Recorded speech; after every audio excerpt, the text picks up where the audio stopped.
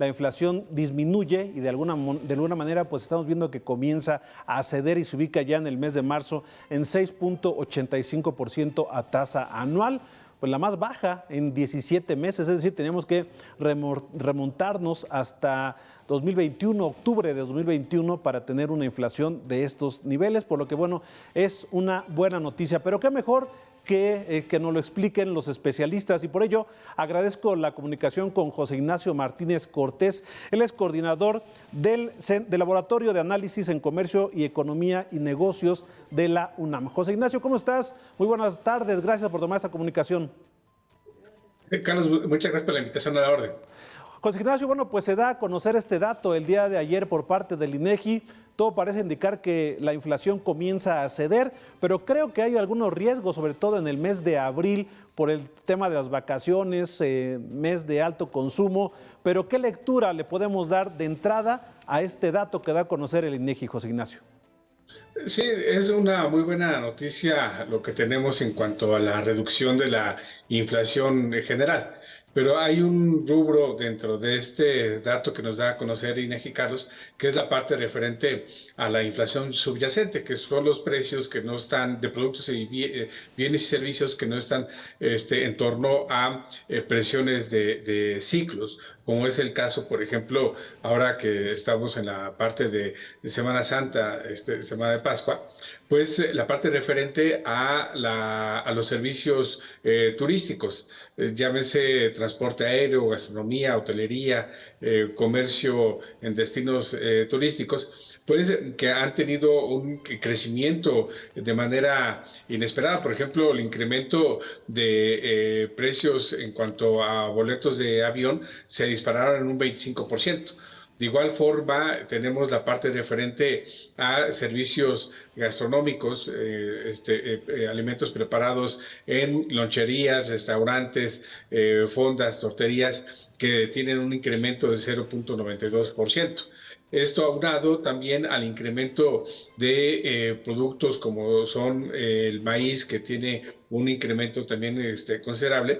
De igual forma, la parte referente a ciertos productos del campo, como es el caso de limón. Es decir, si bien la inflación general tiene una muy importante reducción, pues sí, también la parte referente a, de manera particular, servicios, tiene un incremento, y esto, por supuesto, fue un factor de decisión para que la Junta de Gobierno de Banco de México incrementara la tasa de referencia en 25 puntos base, colocando la tasa de interés en 11.25%.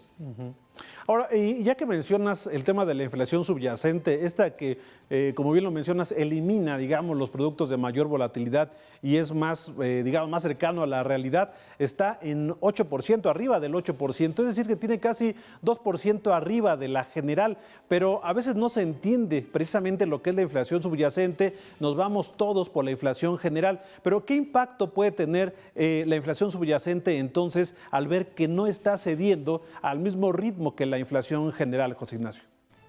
Sí, fíjate que es muy interesante lo que mencionas, porque es precisamente este indicador lo que está provocando el incremento de la tasa de interés. Y no es menor su crecimiento a raíz de que se enfoca principalmente en servicios de la vida cotidiana, como es vivienda, educación, salud, seguros, transporte. Y esto, por supuesto, cada vez más debilita, mina, reduce el gasto de las familias. De por sí el ingreso no alcanza, y ahora con el incremento en este tipo de servicios, pues sí hay una reducción en el gasto. Y esto no es resultado de lo que está haciendo Banco de México en cuanto al incremento de la tasa de interés, cuyo principal objetivo es reducir el consumo, sino que esto es provocado estrictamente por la presión que se tiene en el mercado. Es decir, a pesar de que baja la inflación, a pesar de que tenemos un crecimiento en la economía débil, pero crecimiento al fin, pues la inflación, los precios en este tipo de servicios sigue incrementando. Ahora, también sería importante, José Ignacio, checar el tema del índice de precios pero para el productor, porque también al parecer no lleva el mismo ritmo. Y aquí es importante explicarlo porque muchas veces el productor tiene una inflación pues, por encima de la inflación general, entonces no puede absorber necesariamente todos esos costos, aunque algunos negocios sabemos que lo intentan absorber, pero es inevitable en muchas ocasiones trasladar esa inflación al consumidor final y entonces ahí también se traba un poco que la inflación general llegue a los niveles, por lo menos a los planteados por el Banco de México, ¿no? Así es, fíjate que es un dato que bien precisas porque en ocasiones no se subraya lo referente a la inflación, los precios al productor, y estos han tenido una reducción muy importante. En agosto los precios al productor, por ejemplo, estaban en la inflación en torno a 10.62 y hoy han tenido una reducción drástica, están casi en 2%. Sin embargo, en términos de precios al productor referente a servicios, por ejemplo, en materia de construcción han incrementado, de transporte también han incrementado.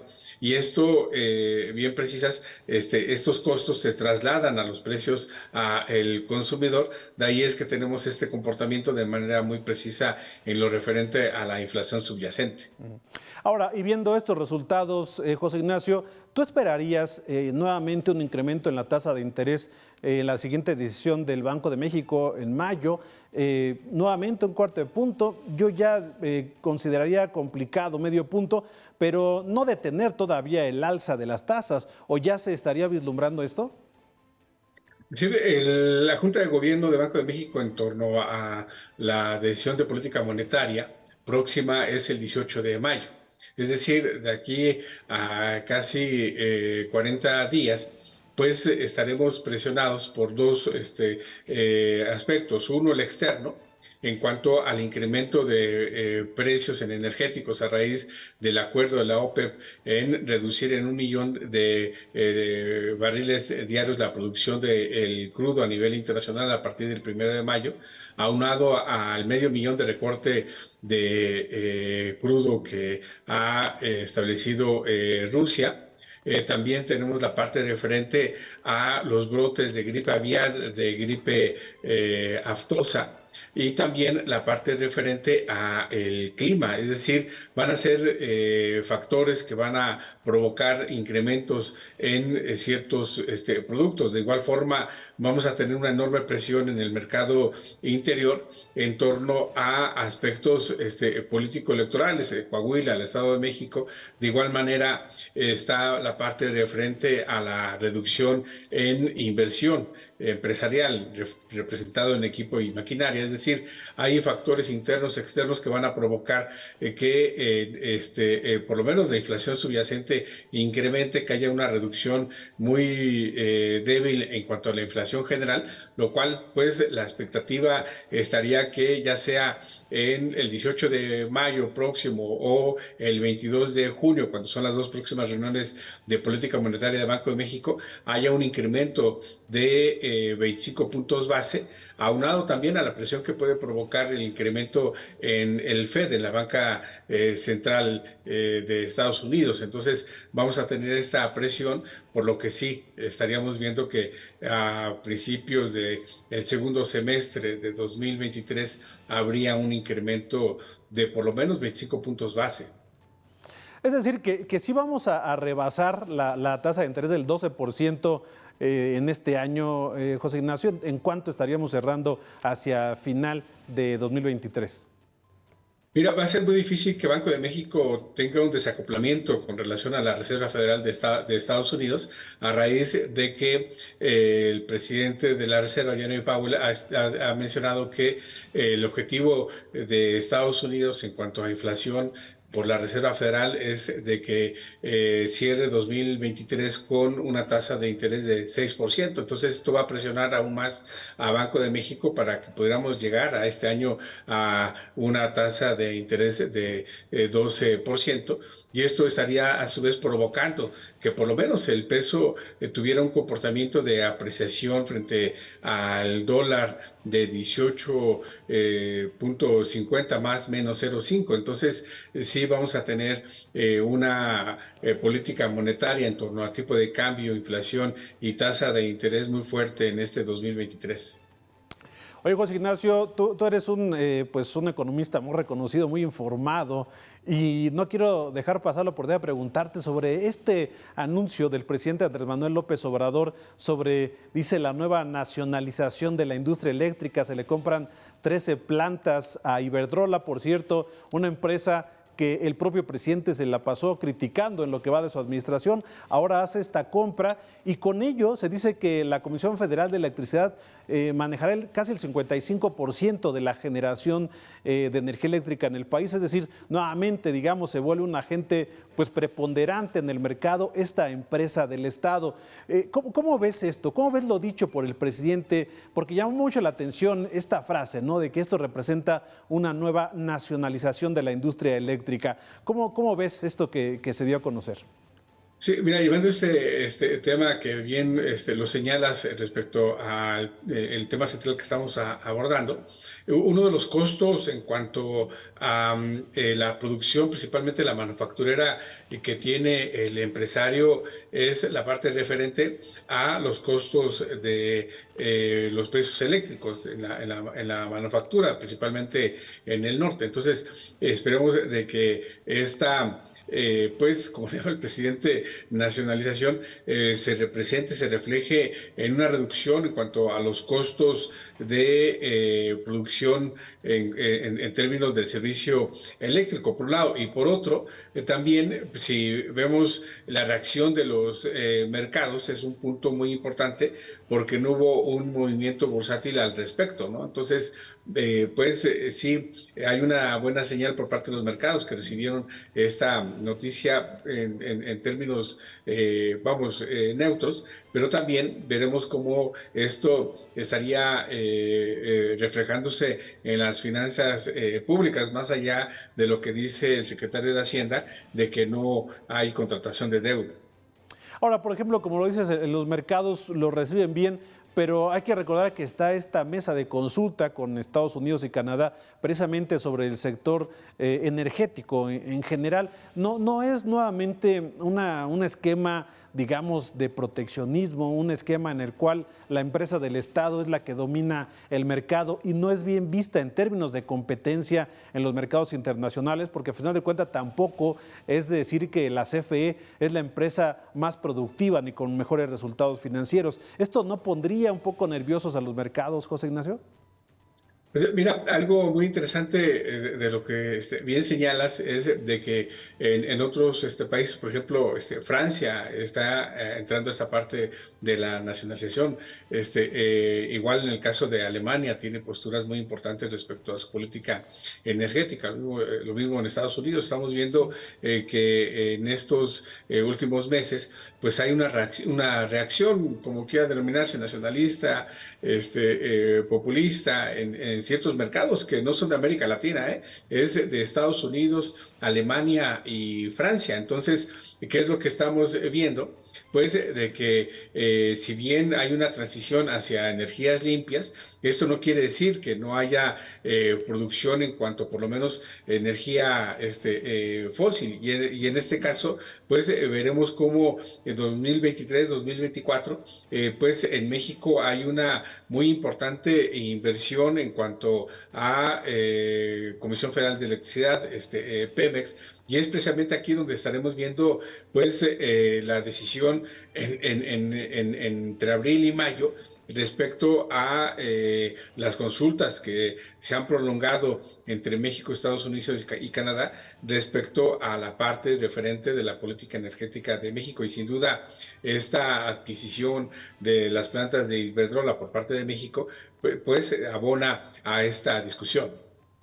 Por último, y para concluir esta interesante charla, José Ignacio, también en los precriterios de política, la Secretaría de Hacienda estima un crecimiento económico para el cierre de 2023 de 3%, y muchos lo han tomado como la visión más optimista en cuanto a las estimaciones de crecimiento de México. ¿Tú cómo ves esta proyección que hace Hacienda en los precriterios generales?